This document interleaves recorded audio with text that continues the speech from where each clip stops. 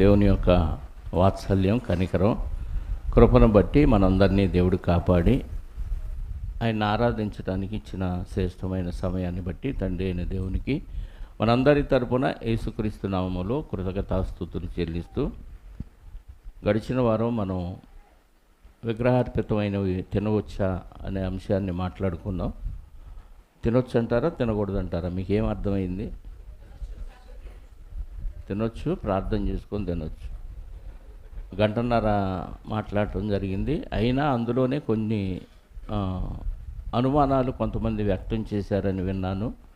దాన్ని బట్టి రెండవ ఎపిసోడ్ కూడా మాట్లాడాలనే ఆలోచన కలిగి ఈరోజు కూడా దాని గురించి మరికొన్ని విషయాలు మాట్లాడటం జరుగుతుంది. చిన్న ప్రార్థనా సహాయాన్ని కోరుకొని వాక్యంలోకి ప్రవేశిద్దాం. పరిశుద్ధుడా, ప్రేమ, దయ, జాలి, కనికరము, కృప కలిగిన మా పరలోకపు తండ్రి, ఆత్మస్వరూపి, సర్వశక్తిమంతుడా, అనంత జ్ఞానీయమైన దేవ, భూమి మీద మా బ్రతుకుల్ని నిర్దేశించి ఎలా ఉంటే పరలోకం చేరతామో మాకు మార్గదర్శిగా మీ కుమారుణ్ణి భూమి మీదకు పంపించి ఆయన అడుగుల్లో మేము కూడా అడుగులు వేయాలని మాకు సూచించిన మార్గదర్శకత్వాన్ని బట్టి మీకు స్తోత్రాలు. ఇదిగో తండ్రి, భూమి మీద ఇప్పటివరకు సజీవులుగా ఉన్నాం. ఈ బొందిలో నుంచి ఆత్మ ఎప్పుడు వెళ్ళిపోతుందో అర్థం కాని పరిస్థితిలో ఈ బ్రతుకులు ఉండగా, ఒక మాటలో చెప్పాలంటే నీటి మీద బుడగలాంటిది, ఆవిరి వంటిది అని మీరు తెలియచేశారయ్యా. అంత అల్పమైన ఈ బ్రతుకుల్లో పంతాలకు, పట్టింపులకు, ద్వేషాలకు, ఉద్వేగాలకు లోనవుతూ ఒకరినొకంటే ఒకరు విరోధభావం కలిగి మరి మీ వాక్యంతోనే వివాదాలు పెట్టుకుంటూ కొట్టుకొని భయంకరమైన స్థితిలోనికి ద్వేషాన్ని పెంచుకుంటున్న ఈ దినాల్లో మీరు ఒకరికంటే ఒకరు యోగ్యులను ఎంచుకొని ఒకరి పట్ల ఒకరు తగ్గింపు స్వభావం కలిగి బ్రతకాలని మీరు తెలియచేశారు. అందును బట్టి స్తోత్రాలు. పాటించవలసినవి పాటించక అనవసరమైన విషయాలను హైలైట్ చేస్తూ ఈరోజు అనేకమైన బోధలు మరి సోషల్ మీడియాలో హల్చల్ చేస్తూ ఉండగా మీ పిల్లలైన వారికి సమయోచితమైన జ్ఞానాన్ని ఇవ్వండి. ఏవి ముఖ్యమైనవో వాటిని తెలుసుకొని గ్రహించి వాటిని అనుసరించటానికి ముందుగా జాగ్రత్త కలిగి ఉండాలని మాకు మీ వాక్యం ద్వారా హెచ్చరిక దయచేయమని కోరుకుంటూ మరికొన్ని విషయాలు మేము మీ జ్ఞాన గ్రంథము, మా బ్రతుకు పుస్తకమైన బైబిల్లో నుంచి ఆలోచించుటకు సిద్ధపడుతూ ఉండగా నన్ను మరుగుపరచండి. మీరు రాయించిన మాటల్లోని సారాన్ని మీ ఆత్మ సహాయముతో మాకు అనుగ్రహించమని కోరుకుంటూ మా రక్షకుడు, మా పాప విమోచకుడైన క్రీస్తు యేసు యొక్క పరిశుద్ధమైన నామములో ప్రార్థించి అడిగి వేడుకొనిచున్నాను పరలోకపు తండ్రి, ఆమేన్. చేరువచ్చిన మీ అందరికీ ప్రభు అయిన క్రీస్తు నామములో నా శుభాలు, వందనాలు. ప్రభునందు ప్రియమైన దేవుని వల్లరా, దేవుని యొక్క మహాప్రేమ, కృప, కనికరాన్ని బట్టి మనమంతా మరొకసారి దేవుని మాటలు వినటానికి దేవుడిచ్చిన ఈ సమయాన్ని బట్టి దేవునికి కృతజ్ఞతలు మరొకసారి చెల్లిస్తూ, దేవుని వాక్యం మనకి అర్థం కావాలంటే ఖచ్చితంగా దేవుని ఆత్మ సహాయం కావాలి. ఆత్మ సహాయం ఉన్నా కొంతవరకు దాన్ని తీసుకొని సొంత ఆలోచన అందులో చూపిస్తే అందులో కల్మషం ఉండే అవకాశం ఉంది. అర్థమవుతుందా? ఆత్మ సహాయాన్ని పొందుకొని కూడా అందులో మళ్ళీ సొంత ఆలోచన కొంత చొప్పిస్తే అందులో కల్మషం ఉండే అవకాశం ఉంది. అందుకే మీకు గడిచిన వారంలోనే చెప్పాను, పాత నిబంధన ఆలోచన విధానం వేరు, క్రొత్త నిబంధన ఆలోచన విధానం వేరు.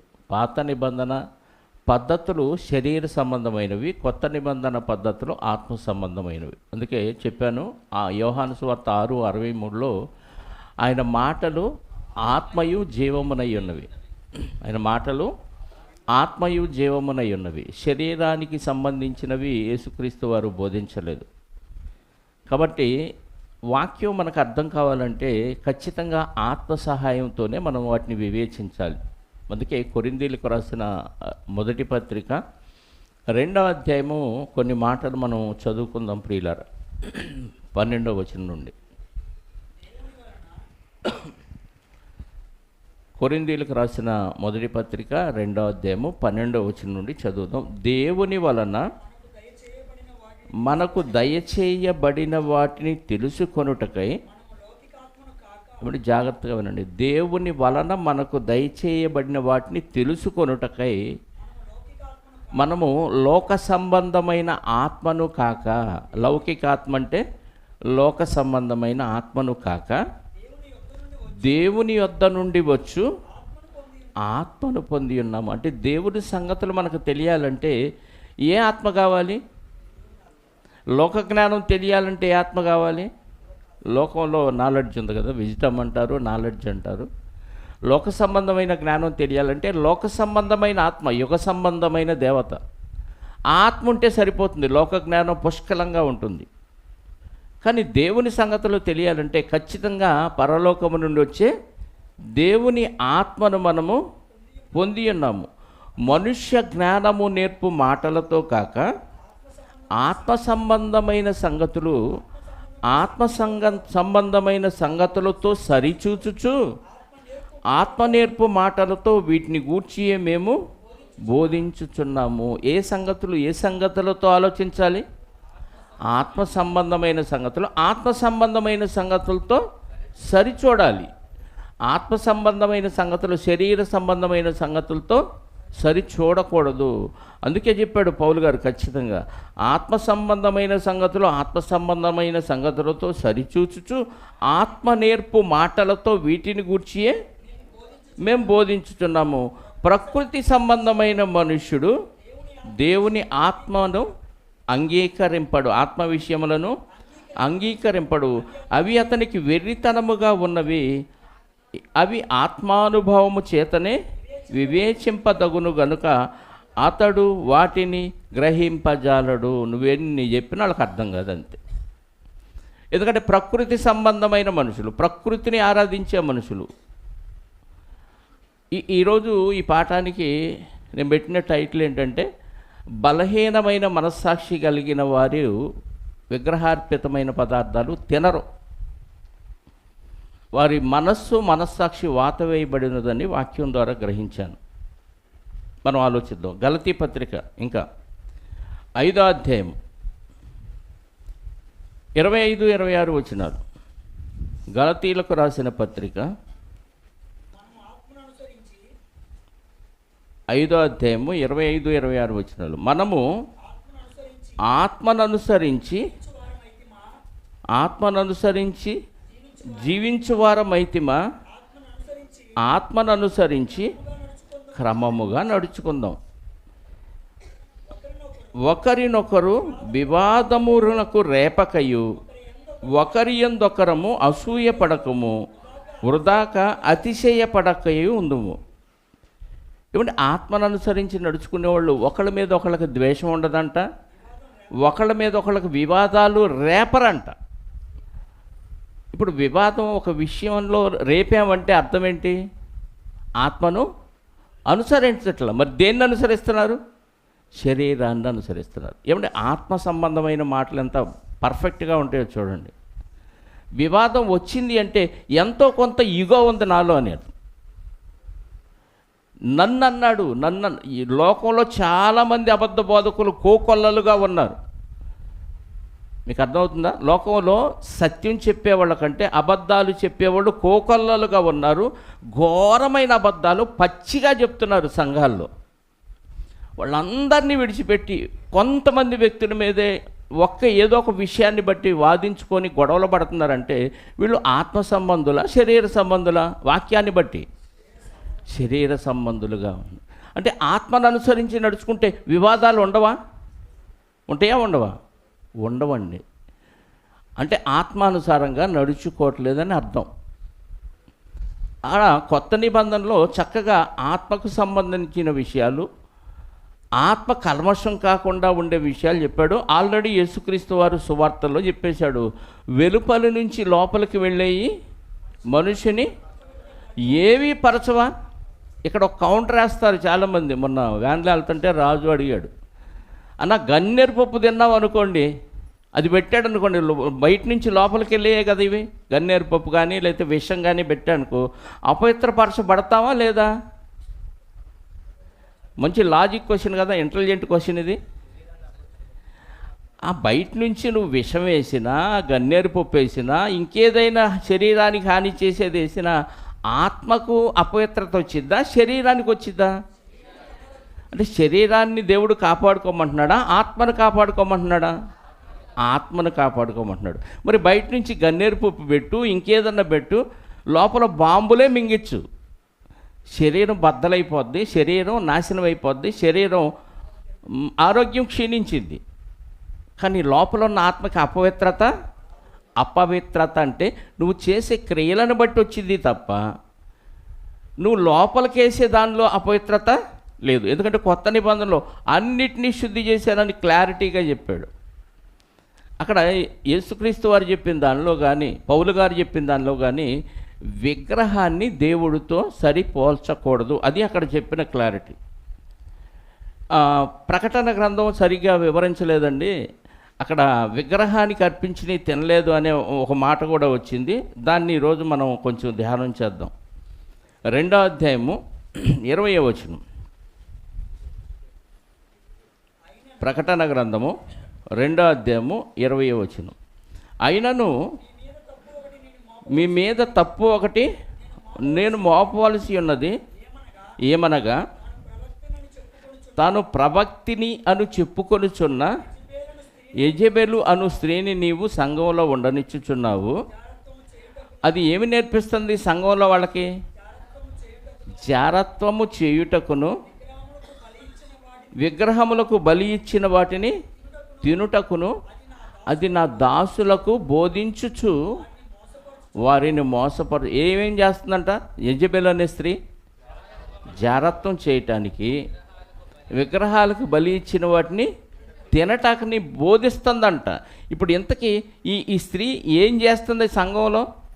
జారత్వం చేయటానికి ప్రేరేపిస్తుందంటే ఏం చేస్తుంది? వీళ్ళ చేత అక్రమ సంబంధాలు పెట్టుకొని వాళ్ళతో వీళ్ళతో తిరగండి అని ఏమన్నా బోధిస్తుందా సంఘంలో? ఏమంటే పచ్చిగా ఇలా బోధించారనుకోండి క్రీస్తు సంఘంలో, ఎవరికైనా ఈజీగా అర్థమైపోయింది. మీరు అక్రమ సంబంధాలు పెట్టుకోండి, నో ప్రాబ్లం, దానివల్ల మీకు అపవిత్రత రాదు అని ఏ పాస్టర్ బోధించలేడు. అవునా? పబ్లిక్లో సంఘంలో మీరు అక్రమ సంబంధాలు పెట్టుకోండి అని ఎవరైనా బోధిస్తే అది సంఘం ఎలా అవుతుంది? సాతాను సంఘం అవుతుంది కదా. సాతాను సంఘం వాళ్ళు కూడా కొంతమంది ఉన్నాయి సమాజంలో. జారత్వం చేయటానికి ప్రేరేపిస్తుందంటే అర్థం ఏంటంటే, లోకంలో మీకు ఇష్టం వచ్చిన కార్యక్రమాలు మీరు చేసుకోండి, అక్కడ విగ్రహాలని ఆరాధించండి, ఇక్కడికి వచ్చి ప్రభు బలలో పాలు పొందండి, తప్పేమీ లేదు, మీ ఆత్మ కల్మషం లేకుండా ఉంటే చాలు. ఆ బోధలో మీ ఆత్మశుద్ధిగా ఉంటే చాలు, శరీరంతో నువ్వేం చేసి వచ్చినా పర్వాలేదు. ఇది అది బోధించే కార్యక్రమం. జారత్వము చేయుటకు, జారత్వం అంటే ఏంటి? యాకోబు 4:4 అంటాడు కదా, వ్యభిచారులారా అంటాడు. చదవండి అన్నమాట.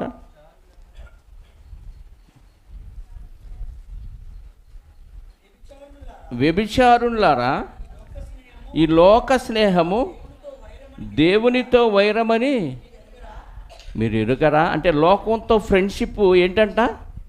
వ్యభిచారం అంటండి. ఇవి నేర్పిస్తుంది, తప్పులేదు. చాలామంది పాస్టర్లు చెప్తారు, మీరు ఏమన్నా చేయండి, అలాగని సంపాదించండి, దశమ భాగం ఇస్తే చాలు, మేము మీ గురించి ప్రార్థన చేస్తే మీ పాపాలన్నీ దేవుడికి క్షమిస్తాడు. లేదా మీరు బయట ఏ యదవ పనులు చేసి వచ్చినా అయ్యగారి చెవిలో చెప్తే అయ్యగారు దేవుడికి చెప్తాడు, దేవుడికి క్షమిస్తాడు. అంటే తప్పులు చేయమని ఎంకరేజ్ చేస్తున్నారు. లోకంతో స్నేహం చేయండి, ఏం పర్వాలేదు, నువ్వు ఎలా సంపాదించావు అనేది కాదు, ఎంత సంపాదించావు అనేది ముఖ్యం. సంపాదించండి, దేవుడికి ఇవ్వండి, దేవుడు బహుగా మిమ్మల్ని దీవిస్తాడు. ఏ పని అయినా చేయి, నువ్వు తప్పులేదు. కొన్ని పనులు నేను చేయొద్దని చెప్తాను. చంద్ర ఎల్ఐసి చేస్తానంటే ఎల్ఐసి కంటే ముఖ్యం క్రీస్తులో ఎల్ఐసి చేయించని చెప్పాను. వృత్తి, అది వృత్తి. ఆ వృత్తిని దాచిపెట్టుకో అనేది బైబిల్కి ఏంటి? విరుద్ధమా అనుకూలమా? దాచిపెట్టుకో, నీకు తర్వాత ఉపయోగపడతాయి. దాపరికమే లేదు బైబిల్లో. నీకున్నదంతా ఖర్చు చేయి. విధవరాలు కానుక ఏం చేసింది? దాచిపెట్టుకమ్మ. ఒక కానుక ఒక కాస విధవరాలు వేసింది ఎన్ని? 2 కాసులు. ఒక కాసు దాచిపెట్టుకో, ఒక కాసు ఫిక్స్డ్ డిపాజిట్ చేసుకున్నాడు ఆ ప్రభు. 2 కాసులు వేయాలంటే మొత్తం ఏం చేయాలి? ఇచ్చేయాలి ప్రభుకి. దాచిపెట్టుకునే ప్రాసెస్ లేదు.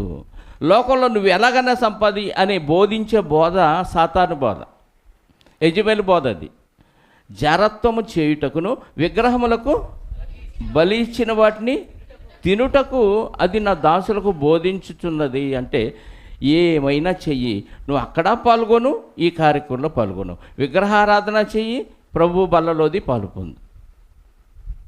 అంటే 2 చేయమని బోధిస్తుంది అన్నమాట. అక్కడ తిండి గురించి కాదు ఇక్కడ ఇంపార్టెంట్. అందులో పెట్టి ఇందులోకి తీసుకొస్తే, అక్కడ పెట్టి అక్కడికి తీసుకొస్తే ఏమైంది చెప్పండి? దానిలోంచి ఏమైనా ప్రభావం వస్తుందా? లేకపోతే ఉందని నువ్వు నమ్ముతున్నావా? క్లారిటీగా చెప్పాడుగా పౌలు గారు. ఏమని? కొరింథీ మొదటి పత్రిక 8వ అధ్యాయం ఎన్నోసార్లు మనం చదివాం. కొరింథీ మొదటి పత్రిక 8వ అధ్యాయంలో మొదటి నుంచి చదువు. విగ్రహములకు బలిగా అర్పించిన వాటి విషయము మనమందరము జ్ఞానము గలవారమని ఎరుగుదాము. ఏముంది మనకి? ఏం జ్ఞానం ఉంది? ఏం జ్ఞానం ఉంది మనకి? విగ్రహం ఒట్టిదనే జ్ఞానం ఉంది. దేవుడు అన్నిటినీ పవిత్రపరిచాడనే జ్ఞానం ఉంది. అంటే సంపూర్ణులు అన్నమాట. దేవుడు అన్నిటినీ పవిత్రపరిచాడనే జ్ఞానం ఉంది. విగ్రహం ఒట్టిదనే జ్ఞానం మనకుంది. రైట్. జ్ఞానం ఒప్పంగా చేయను, కానీ ప్రేమ క్షేమాభివృద్ధి. అంటే ఈ జ్ఞానం మనకుంది. దీనికంటే మించింది ఏంటి? ప్రేమ. అది క్షేమాభివృద్ధి కలుగజేస్తుంది. ఒకడు తనకేమైనా తెలియననుకుంటే తాను తెలుసుకోనమట్టు ఇంకనూ ఏమీ తెలుసుకునేవాడు కాడు. ఒకడు దేవుని ప్రేమించిన ఎడల అతడు దేవునికి ఎరుకైన వాడే. కాబట్టి విగ్రహములకు బలిగా అర్పించిన వాటిని తినుట విషయము లోకమందు విగ్రహము ఒట్టిదనియు ఒక్కడే దేవుడు తప్ప వేరొక దేవుడు లేడని ఎరుగుదు. అంటే విగ్రహం ఖచ్చితంగా ఒట్టిది, ఇంకా దేవుళ్ళు ఎవ్వరూ లేరు. మరి అక్కడ విగ్రహాన్ని దగ్గరికి పెట్టింది తీసుకొచ్చి నీకు పెడితే భయపడ్డావంటే దాన్ని ఏమనుకున్నావు నువ్వు? చెప్పండి. చిన్న దేవుడు అనుకున్నావా? పెద్ద దేవుడి దగ్గర నుంచి చిన్న దేవుడు అనుకున్నావా? అది ఒట్టిదిరా బాబు అంటే కాదు, గట్టిదంటే దానిలో ఏముంది? నీకు ఏమీ లేదు కదా. విగ్రహం ముందు పెట్టి బండి పెట్టి అమ్ముతాడు, కూరగాయలు ఫ్రూట్స్ అమ్ముతాడు. ఆ విగ్రహం ముందే పాదాల దగ్గరే బండి పెట్టి అమ్ముతున్నాడు, కొనుక్కొచ్చుకొని తింటాం. ఏమైంది? ప్రభావం రావాలి కదా. పెద్ద విగ్రహంలో నుంచి ఏం ప్రభావం రావాలి? దానిలోంచి ప్రభావం వస్తే నువ్వు తినగానే నువ్వేమైపోవాలి? అపవిత్రుడు అయిపోవాలి. అసలు అపవిత్రత అనేది నువ్వు చేసే క్రియల బట్టి వస్తుంది. అపవిత్రత తినే వస్తువులను బట్టి కాదు. కొత్త నిబంధనలు అన్నిటినీ పవిత్రపరిచాను అన్నప్పుడు ఇంకా అందులో డౌట్ ఎందుకు? మళ్ళీ ఏమంటే చిన్న చిన్న విషయాలు ఈజీగా కొట్టిపడేయాల్సిన విషయాలు హైలైట్ చేసి చెప్తున్నారు. చేయాల్సిన కార్యక్రమాలు చాలా చేయట్లేదు, లోపలంతా కల్మషం పెట్టేసుకుంటున్నారు. చూద్దాం ఇంకా. అన్నీ వద్దులే కానీ 9 నుంచి చదువుదాం. అయినను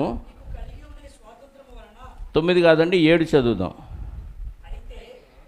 దేవుడు ఒక్కడే, దేవుడు తప్ప వేరొకడు లేడు, దేవతలు అనబడిన లోకంలో ఉన్నాయి అని చెప్పి అందరి యందు ఈ జ్ఞానము లేదు. అందరి యందు ఏమి లేదు? దేవుడు ఒక్కడే. లోకంలో ఇక దేవతలు, దేవుళ్ళు, దైవాలు అనబడిన వారు ఉన్నారు, కానీ నిజంగా వాళ్ళు దేవుళ్ళు, దైవాలు కాదు. ఆ సంగతి మీకు తెలుసు, కానీ అందరికీ తెలియదంటే ఇది. అందరి యందు జ్ఞానము లేదు. కొందరు ఇది వరకు విగ్రహమును ఆరాధించిన వారు కనుక. ఏమంటే జాగ్రత్తగా వినండి. అంటే అన్ని జనుల్లో నుంచి వచ్చిన క్రైస్తవులు. ఆల్రెడీ అన్ని జనులకి ఏ అలవాటు ఉంది? విగ్రహారాధన చేసిన అలవాటు ఉంది. కాబట్టి ఇది వరకు అన్నాడు. కొందరు ఇది వరకు విగ్రహములకు అర్పించిన వాటిని ఆల్రెడీ విగ్రహాలను ఆరాధించిన వారు కాబట్టి తాము భుజించు పదార్థములు విగ్రహములకు బలి ఇయ్యబడినవని ఎంచి భుజించుదురు. ఇందువలన వారి మనస్సాక్షి బలహీనమై అపవిత్రమగుచున్నది. ఎవరి మనస్సాక్షి బలహీనమై అపవిత్రమవుతుంది అంటే జాగ్రత్తగా వినండి. చిన్న సున్నితమైన విషయం ఇది. చాలామంది విగ్రహారాధన మానుకొని ఇక్కడికి వస్తారు. ఇప్పుడు మన సీన్ ఉన్నాడా ఇక్కడ? సీన్ ఉన్నాడు, లావిడ మీనాక్షి ఉందా? ఉంది కదా? లేదు, రాలేదా? ప్రభు దగ్గరికి రావాలని ఉంది, చర్చికి రావాలని ఉంది. కానీ అంతకుముందు మొక్కుకున్నాం కొన్ని మొక్కులు.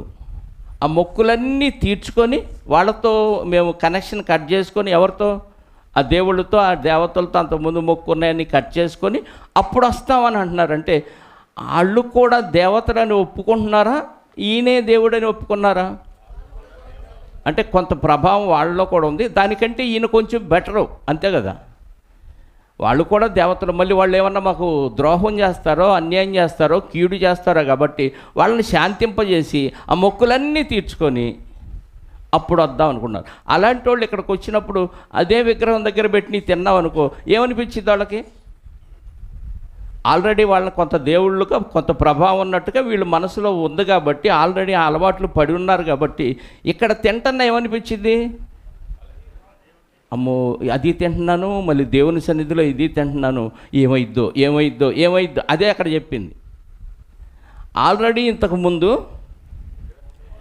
కొందరు విగ్రహములకు ఇది వరకు విగ్రహమును ఆరాధించిన వారు గనుక భుజించు పదార్థములు విగ్రహములకు బలి ఇయ్యబడినవని ఎంచి భుజించుదురు. ఎందువలన వారు మనస్సాక్షియు బలహీనమైనది అపవిత్రమగుచున్న అనుమానం కదా వాళ్ళకి. అక్కడ పెట్టింది ఇక్కడ తింటున్నాం అంటే అక్కడ కూడా పవర్ ఉందని కొంత అనుమానం వాళ్ళకు ఉంది కాబట్టి పూర్తిగా అసలు దాని మీద విరక్తి కలిగి పూర్తిగా ఈ ప్రభువుని అంగీకరించలేదు కాబట్టి 50-50గా ఉన్నారు కాబట్టి వీళ్ళకి ఏమనిపించింది? అమ్మో, ఏదో అయిపోయిద్ది, నాకు ఆ దేవతలు మళ్ళీ నాకు హాని చేస్తారేమో, నువ్వు ప్రభు సన్నిధిలోకి వెళ్ళి నా దగ్గర పదార్థాలు తింటావా అని ఏదైనా కీడు చేస్తారేమో అని వాళ్ళ మనస్సాక్షి ఏమైందంట? బలహీనమై అపవిత్రమైపోతుంది. వాళ్ళ గురించి చెప్పింది అది.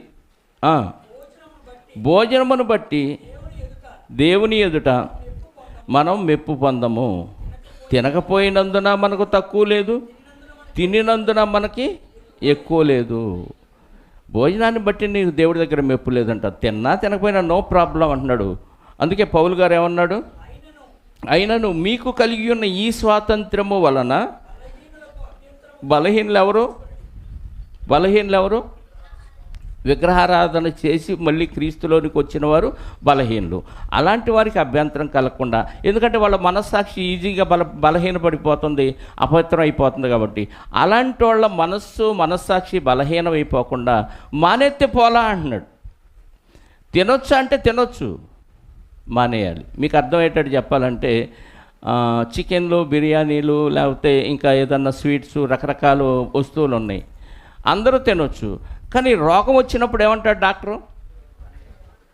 చెప్పాలి, అవి శ్రేష్టమైనవి, అందరూ తినదగినవే, కానీ ఏమైంది రోగం వచ్చినప్పుడు? మానేయి అంటాడు. అంటే నీకు పథ్యం అది, అందరికీ కాదుగా. పదార్థాల్లో దోషం ఉందా, నీలో ఉందా? అంటే నీ మనస్సాక్షి అపవిత్రపడుతుంది. నీకు రోగం వచ్చింది కాబట్టి నువ్వు మాని, నీకు పథ్యం. రోగం రానివాళ్ళు బ్రహ్మాండంగా తినొచ్చు. అర్థమైందా? అంటే పదార్థాల్లో ఏ ప్రాబ్లం లేదు, కానీ ప్రాబ్లం ఎక్కడుంది? మనలో ఉంది. అంటే మన మనస్సాక్షి బలహీనమైతే ఆటోమేటిక్గా మనకి అది అపవిత్రమే. అంటే ఎవరికి విగ్రహార్పితమైన పదార్థాలు అపవిత్రం? దీన్ని బట్టి బలహీనమైన మనస్సాక్షి కలిగిన వారికి అపవిత్రం. మరి బాగా వాక్యం చెప్పి మహాజ్ఞానులుగా బోధించుతున్న వారు కూడా తినొద్దన్నారంటే వాళ్ళ మనస్సాక్షి ఏమైంది? ఇప్పుడు బలహీనపడిపోయింది. ఎందుకంటే వాళ్ళ మనస్సాక్షి ఎందుకు బలహీనమైందంటే చెప్పనా? ఒక వచనాన్ని చూద్దాం మనం. వాళ్ళ మనస్సాక్షి బలహీనం అవ్వటానికి కారణం ఏంటంటే కొలసీలకు రాసిన పత్రిక 3వ అధ్యాయము, కొలసీలకు రాసిన పత్రిక 3వ అధ్యాయము 5వ వచనం నుండి చూద్దాం. కావున భూమి మీదనున్న మీ అవయవములను అనగా, ఏమంటే భూమి మీద ఉన్న మన అవయవాలు ఏ అంట? జారత్వం అవయవాలతో చేసే పని, అవయవాలతో చేసే పని. భూమి మీద ఉన్న మీ అవయవాలను అనగా జారత్వమును, అపవిత్రతను, కామాతురతను, దురాశను, విగ్రహారాధనమైన ధనాపేక్షను చంపివేయండి. ఏంటంట? లోపల ఏమున్నాయి? అవయవాలతో ఏం చేస్తున్నాం అంటే లోపల ఏముండకూడదు? విగ్రహారాధనను, ధనాపేక్ష ఉండకూడదు. డబ్బు సంపాదించాలనే ఆలోచన ఉండటమే విగ్రహారాధన. నువ్వేం తినక్కర్లేక, నాకు డబ్బు బాగా సంపాదించి వెనకేసుకోవాలి అని డబ్బు మీద ప్రేమ కలిగి ఉండటమే విగ్రహారాధన అయిన ధనాపేక్ష అంటున్నాడు. మరి దీని దగ్గర పెట్టింది ఎలా తింటున్నావు? బాగా సంపాదించి కొనుక్కొని తింటున్నావు. ఏం తింటున్నట్టు ఇప్పుడు నువ్వు? నీ ఆలోచన డబ్బు బాగా సంపాదించాలనే ఆలోచన ఉండి కష్టపడి సంపాదిస్తున్నావు. సంపాదించిన దాంట్లో కొనుక్కొని తింటున్నావు. ఇప్పుడు విగ్రహారాధన అయిన ధనాపేక్ష నీ హృదయంలో ఉంది కదా, అపేక్షతోనే కదా సంపాదించావు కదా. ఆ సంపాదించిన దాన్ని బట్టి కొనుక్కొని తిన్నావంటే నువ్వు విగ్రహారాధన చేసి తిన్నావనే కదా అర్థం. లాజిక్ అర్థమైందా? విగ్రహారాధన అయిన ధనాపేక్షను చంపేయండి, తీసేయండి. అది లోపల ఉందా? ఉంది. ఉంచుకోవాల్సినవి ఉంచుకొని, అలాగే ఉంచుకోకూడని ఉంచుకొని, అపవిత్రత ఉందంట, జారత్వం ఉందంట, కామ తురాత ఉందంట, దురాశ ఉందంట. వీటన్నిటిని చంపి వాటి వలన దేవుని ఉగ్రత అవిధేయుల మీదకి వచ్చును. పూర్వము వారి మధ్య జీవించినప్పుడు మీరును వీటిని అనుసరించి, పూర్వం అంటే నువ్వు మారకముందు వీటన్నిటిని నువ్వు అనుసరించావు కదా, మళ్ళీ మారిన తర్వాత కూడా ఏంటిది అంటే మానేయాల్సినవి ఇన్నున్నాయి లోపల. ఈ శరీరాలతోనే చేస్తున్నాం, శరీర అవయవాలతోనే. వీటన్నిటిని వదిలేసి అది తినకూడదు అంతే. అసలు చాలా సిల్లీ థింగ్ ఇది, చాలా చిన్న విషయం. బొట్టు పెట్టుకోకూడదని ఎలాగంటే ఒక వివాదాన్ని తీసుకొచ్చారో, ఈ విగ్రహార్పితమైన తినకూడదు అని కొత్త నిబంధనలు ఆ పదాలను బట్టి అర్థం చేసుకొని వాళ్ళు మనస్సాక్షి చేత వాళ్ళు వాత వేయబడిన మనస్సాక్షి కలిగి నిషేధిస్తున్నారు తప్ప అసలు అందులో ఏమీ లేదురా బాబు, అవతలవాడు మనస్సాక్షి నిమిత్తం నువ్వు తినొద్దు అంటున్నాడు. పదార్థంలో ఏ దోషం లేదు. ఒకవేళ ఉంటే ఏం చేయమన్నాడు? ప్రార్థన చేసి కృతజ్ఞతాస్తుతులు చెల్లించి పుచ్చుకో. క్లియర్. దేవుడే క్లియర్ చేసిందని కాదు కాదు కాదు ఏదో ఉంది అందులో నుంచి వచ్చిద్దని. అందులో నుంచి సాతాను జ్వరపడతాడంట, అందులో నుంచి పదార్థంలోకి వచ్చి పదార్థంలో నుంచి లోపలికి వస్తాడు. పాత నిబంధనలో ఎవరెవరికి దెయ్యాలు పట్టారో ఆ లిస్ట్ అంతా చెబుతున్నాడు కొంతమంది. అసలు వాక్యాన్ని ఎలా డైవర్ట్ అయ్యాడు చూసారా? నిజమే కదా, నిజమే కదా, దెయ్యం ఎందుకు బట్టి వాళ్ళు విగ్రహార్పితమైన తిన్నందుకు పట్టిందా, వేరే తప్పు చేసినందుకు పట్టాడా? అక్కడ కారణాలేంటి? పాత నిబంధనలో వాళ్ళకి దెయ్యాలు పట్టడానికి వెనక కారణాలేంటి? వాళ్ళు చేసిన తప్పును బట్టి పట్టాడే తప్ప వాళ్ళు విగ్రహార్పితమైన తినటం వల్ల పట్టలేదు కదా. దీనికి తీసుకెళ్ళి దానికి లింక్ చేసే నిజమా అన్నట్టుగా అనిపిస్తూ ఉంటాడు. ఇంకా కిందకు చదువుదాం. 3వ అధ్యాయము కొలస్సీ పత్రిక 9వ వచనం. ఒకనితో ఒకడు అబద్ధమాడకుడి. 7వ వచనం. పూర్వం వారి మధ్య జీవించినప్పుడు మీరు వాటిని అనుసరించి నడుచుకుంటారు. ఇప్పుడైతే మీరు కోపము, ఆగ్రహము, దుష్టత్వము, దూషణ, మీ నోట బూతులను వీటన్నిటినీ విసర్జించుడి. విసర్జించుడు అంటే లోపల ఉన్నాయా? చెప్పండి, ఏమేమి ఉన్నాయి లోపల? కోపం ఉంది. ఆ కోపంతోనే కదా ఏలు పెట్టి ఇట్టా ఇట్టా చూపించి చెబుతుంది. ఎంతమంది అబద్ధ బోధకులు సమాజంలో ఉన్నారు? వాళ్ళ దగ్గరికి వెళ్ళి ప్రక్షాళన చేసే కార్యక్రమం ఏమన్నా ఉందా? చెప్పండి. కోపం ఏమాత్రం తగ్గల. ఇంకేముంది? దూషణ మాటలు, ఆగ్రహము, అరిచి చెబుతారు కొంతమంది. ఇంటికి వస్తేనేమో అమ్మ అన్నం పెట్టి ఆకలి అవుతుంది అంటాడు. మరి ఇక సంఘంలో అసలు వాయిస్ ఎక్కడ పెగిలిపోయిద్దో, ఏమి వోకల్ కార్డ్స్ ఎక్కడ పగిలిపోతాయి అన్నట్టు ఉంటుంది. ఇంటికి వెళ్ళి నాకేమో నీరసం వచ్చి మంచినీళ్ళు అన్నమే అని మళ్ళీ మామూలుగా మాట్లాడతారు. ఈ వేదిక ఎక్కగానే ఉగ్ర రూపం వచ్చేసిద్దండి. చదవండి. ఇప్పుడైతే మీరు కోపము, ఆగ్రహము, దుష్టత్వము, దూషణ, మీ నోట బూతులను బూతులు కూడా వచ్చేస్తున్నాయి దైవజనుల నోట. ఎక్కడున్నాయి ఇవన్నీ? హృదయం నిండిన దాన్ని బట్టి నోరు మాట్లాడు. ఇవన్నీ లోపల పెట్టుకొని ఆ పదార్థం తినొద్దంటావేంటి? పదార్థం లేదు కదా, మరి లోపల ఉన్నాయి కదా, ఉండకూడని చెత్త అంతా లోపల ఉంది కదా, వీటన్నిటినీ ఏం చేయమన్నాడు? విసర్జించుడి. పొద్దున్నే విసర్జిస్తాను చూసారా బహిర్భూమిలో, అలా విసర్జించాలి. ఒకసారి విసర్జించింది మళ్ళీ నోటేసుకుంటావా? ఎంత దౌర్భాగ్యం అండి, అసహ్యం కదా. విసర్జించండి అన్నాడంటే ఇంకెప్పుడు నీ లోపలవి ఉండకూడదు. ఒకరితో ఒకడు, అబ్బో ఈ కోట్లుగా అబద్ధాలు ఆడతారు దైవజనులు. ఒకరితో ఒకడు అబద్ధం ఆడకుడి, ఏలయనగా ప్రాచీన స్వభావము దాని క్రియలతో కూడా మీరు పరిత్యజించి జ్ఞానము కలుగు నిమిత్తము దాన్ని సృష్టించిన వాని పోలిక చొప్పున నూతన పరచబడుచున్న నవీన స్వభావమును ధరించుకొని ఉన్నారు.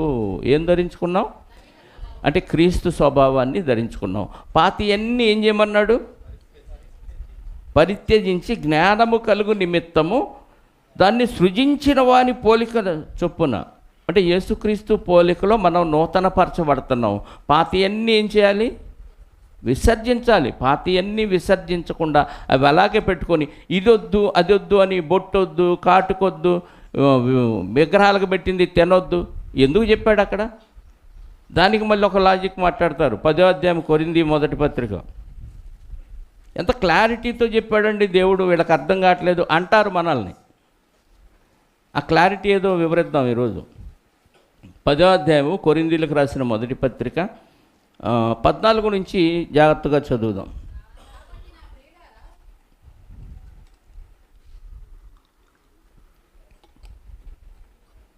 కాబట్టి నా ప్రియులారా, విగ్రహారాధనకు, తిండికి దూరంగా పారిపోమన్నాడు. విగ్రహారాధనక అంటే ఆరాధించడం తప్పేనా? 100% తప్పు. దూరంగా పారిపోండి. చాలా ఉన్నాయి విగ్రహారాధనలు, చాలా ఉన్నాయి రకాలు. అందులో ధనాపేక్ష అనేది ఒకటి విగ్రహారాధన, రైట్.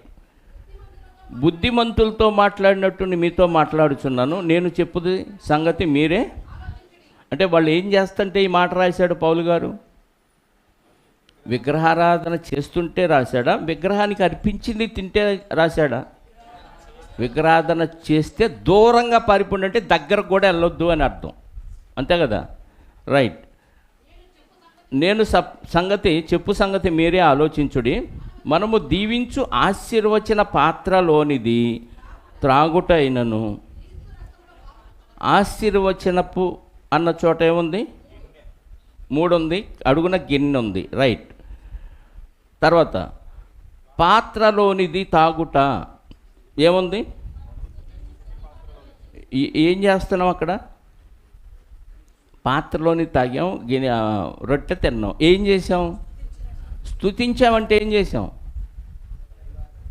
దేవుడు యేసుక్రీస్తు ద్వారా మనకు చేసిన మేలు, ఆయన బలిగా అర్పించటం, ఆయన శరీరాన్ని మన కోసం నలగొట్టుకోవటం, ఆయన పవిత్రమైన రక్తాన్ని మన కోసం కార్చటం, ఇవన్నీ మనం గడిచిన వారంలో స్తుతించాం. ఇవన్నీ ఇతరులకు చెప్పి స్తుతించాం. స్తుతించు పాత్ర అన్నాడు. అది స్తుతించు స్తుతి పాత్ర. స్తుతించు స్తుతి పాత్ర అంటే ఇక్కడే నోటితో స్తుతించామా? వారం అంతా ఏదో కార్యక్రమాలు చేశామా?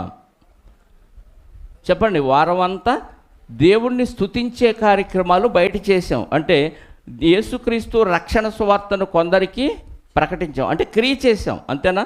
స్తుతించు స్తుతి పాత్ర అంటే అర్థం ఏంటి? దేవుణ్ణి స్తుతించే పాత్ర అంటే స్తుతి విధానం. అంటే మళ్ళీ మనం అంతకుముందు చదివాం దినవృత్తాంతాల్లో 16వ అధ్యాయం 7వ వచనం నుండి. అందులో ఏమేమి ఉంటాయి? కృతజ్ఞతాస్తుతులు చెల్లించటం. చూస్తారు ఒకసారి. స్తుతించు స్తుతి పాత్ర అనగానే ఏదో కార్యక్రమాలు ఉన్నాయి. ఊరికనే నోటితో స్తుతి స్తుతి స్తుతి స్తుతి అంటే స్తుతి కాదు అది. ఇప్పుడు ఆయన రక్తంలో, ఆయన శరీరంలో పాలు పొందామంటే క్రియ జరిగింది, వారం అంతా జరిగింది. మళ్ళీ ఆదివారం వచ్చాం, ఆ స్తుతి పాత్ర ముందు పెట్టి గడిచినవన్నీ జ్ఞాపకం చేసుకొని, ఇప్పుడు ఆయన మరణ సమాధి పునరుద్ధానాలు జ్ఞాపకం చేసుకొని ఆయన స్తుతిస్తున్నాం, ఇంత గొప్ప రక్షణ మాకు ఇచ్చావయ్యా అని. దాని వెనక క్రియ జరిగిందన్న విషయాన్ని గుర్తుపెట్టుకోవాలి. దినవృత్తాంతాల మొదటి గ్రంథం 16వ అధ్యాయం 7వ వచనం నుండి చదవండి.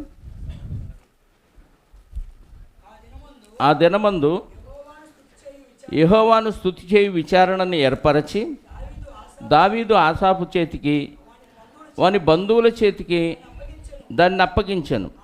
ఆ స్తుతి విధానం ఏమనగా యెహోవాకు కృతజ్ఞతాస్తుతులు, థ్యాంక్స్ చెప్పాలి, ఆయన నామాన్ని ప్రకటించాలి. ఇది సంఘంలోనా బయట? స్తుతిలో ఏముంది? థ్యాంక్స్ చెప్పాం బయట అందరికీ, అయ్యా దేవుడు ఈ మేలు చేశాడు నాకు, ఇదిగో ప్రమాదంలో ఉన్నవాడిని రక్షించాడు, జబ్బులో పడినప్పుడు కాపాడాడు, ఆహారం లేనప్పుడు ఆహారం ఇచ్చాడు, చాలా చాలా విషయాలు చెప్పి థ్యాంక్స్ చెప్పాం దేవునికి. అలాగే ఆయన నామాన్ని ఏం చేసాం?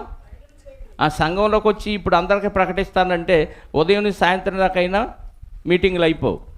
ఆయన నామమును ప్రకటన చేయుడి, ఆయన కార్యములను జనములలో తెలియచేయుడి, ఆయనను గూర్చి పాడండి, ఆయన గూర్చి కీర్తించండి, ఆయన అద్భుత క్రియలన్నింటిని గూర్చి సంభాషణ చేయండి. ఇది స్తుతి విధానం. అంటే ఇవన్నీ ఎక్కడ చేసాం? ప్రభు బల్లలో నువ్వు పాలు పొందావు అంటే ఏం చేసి వచ్చావు? స్తుతించి వచ్చాం. ఇక్కడ ఆ స్తుతి అంతా దేవునికి ఇక్కడ సమర్పిస్తున్నాం, బలులు అర్పిస్తున్నాం, ఆత్మ సంబంధమైన బలులు అర్పిస్తున్నాం, దేవుని స్తుతిస్తున్నాం అని అర్థం. అక్కడ ఆ మాట ఫుట్ నోట్ ఇచ్చి ఎందుకు రాశాడంటే దేవుణ్ణి స్తుతిస్తున్నాము. ఆశీర్వచనపు పాత్ర లోనిది త్రాగుట, క్రీస్తు రక్తంలో పాలు పుచ్చుకొనుటయే కదా. మనము విరుచు రొట్టె తినుట క్రీస్తు శరీరములో పాలు పుచ్చుకొనుటయే కదా. అంటే రొట్టె ఇరిచామంటే ఏం చేశామని? ఆయన అప్పుడు శ్రమ పడ్డాడు, ఇప్పుడు నేను బయట శ్రమ పడతాను. ఆయన అక్కడ రక్తాన్ని కార్చాడు, ఇప్పుడు నేను వారమంతా నా రక్తాన్ని చెమటగా మార్చి సువార్త చెప్పాను, ఇక ముందు కూడా నా రక్తాన్ని కారుస్తాను. ఇది మనం స్తుతించే విధానం. అర్థమైందా?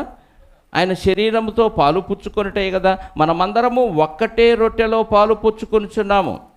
రొట్టె ఒకటే కనుక అనేకులమైన మనము శరీరమై ఉన్నాము, అందరం కలిసి క్రీస్తు శరీరమై ఉన్నాము. రొట్టె విరగదీశాం, మళ్ళీ ఒకటైపోయాం.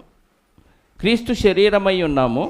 శరీర ప్రకారమైన ఇశ్రాయేలుని చూడుడి, బలి అర్పించిన వాటిని తినువారు బలిపీఠముతో పాలివారు కారా. బలిపీఠముతో పాలివారు అంటే తింటే భాగస్థులు అవుతారా, ఆరాధిస్తే భాగస్థులు అవుతారా? చెప్పండి. ఆరాధిస్తే భాగస్థులు అవుతారు, తింటే భాగస్థులు అవరు. అక్కడ పాత్రలోనిది కిందకు చదువుదాం. నేను చెప్పినదేమి? విగ్రహార్పితములో ఏమైనా ఉన్నది అయినను, విగ్రహములో ఏమైనా ఉన్నది అయినను చెప్పేదనా అంటే ఉందనా లేదనా? అర్పితంలో ఏమి లేదు, అసలు ఆ విగ్రహంలో కూడా రెండు ఏమి లేని ఒట్టి. ఇప్పుడు ఏమి లేని దగ్గర గట్టి అని అంటే ఎంత క్లారిటీతో రాయించాడు దేవుడు పౌలు గారి ద్వారా. విగ్రహంలో ఏమి లేదు, విగ్రహానికి అర్పించిన దానిలో ఎక్కడ ఉన్నదంతా ఎక్కడ ఉంది? నీలోనే ఉంది కదా. కర్రను చూసి పాము అన్నావు అనుకోండి, భయపడి చెమటలు పట్టేస్తాయి. రాత్రులు దారిలో వెళ్తున్నప్పుడు ఏదో క్యారీ బ్యాగ్ చీకట్లో కదిలింది అనుకోండి, తెల్లటి క్యారీ బ్యాగు, దెయ్యం అనే అనుమానం నీలో ఉంటే చెమట పడతాయా? 1, 2 కూడా పడతాయి అవసరం అయితే, భయపడితే, ఎక్కువ భయపడితే. గుండెకి చచ్చిపోయిన వాళ్ళు కూడా ఉంటారు. అదేముండదు, దెయ్యాలు లేవు కదా అనే మనకి క్లారిటీ వచ్చిందనుకో, అక్కడ దగ్గరికి వెళ్ళి ఏందో చూస్తాం, అంతే కదా. లోపల భయం ఉంటే శరీరం స్పందించింది, భయపడి వణికిద్ది. ఇప్పుడు బలహీనమైన మనస్సాక్షి కలిగిన వాడు అక్కడ విగ్రహానికి పెట్టింది తిన్నప్పుడు వాడికి ఏమనిపించిద్దంట?